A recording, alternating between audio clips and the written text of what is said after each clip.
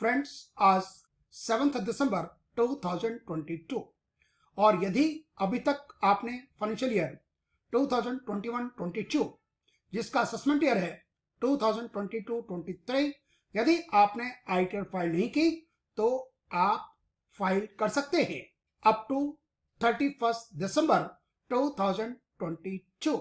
और यदि आपने रिटर्न फाइल कर दी है, उसमें कोई गलती रह गई है, तो आप उसको रिवाइज भी कर सकते हैं 31 दिसंबर 22 तक। आप अपना एनुअल इंफॉर्मेशन स्टेटमेंट देके उसके अकॉर्डिंगली यदि आपने रिटर्न फाइल नहीं की तो उसको आप रिवाइज भी कर सकते हैं अप टू 31 दिसंबर 2022। यदि लेट फीस लगेगी, यदि आपने आईटीआर फाइल नहीं की तो, और वो लेट फीस लगेगी 1000 रुपीज यदि आपकी टैक्सेबल इनकम जिस पर टैक्स निकाला जाता है यदि वो 5 लाख तक है। यदि आपकी इनकम 5 लाख को एक्सीड कर चुकी है तो लेट फीस लगेगी 5000 यदि आपने अभी तक रिटर्न फाइल नहीं की।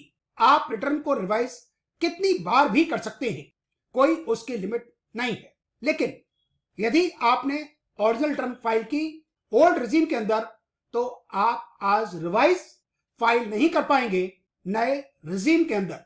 न्यू रिजीम आप ले सकते थे 31 जुलाई 2022 से पहले।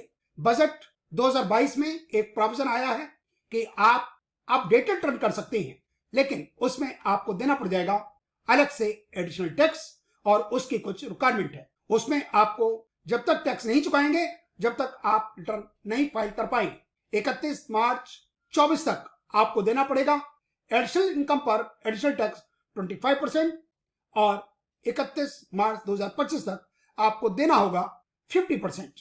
लेकिन इससे आप अपडेटेड रिटर्न को आप रिवाइज नहीं कर सकते, ये आपको ख्याल रखना है।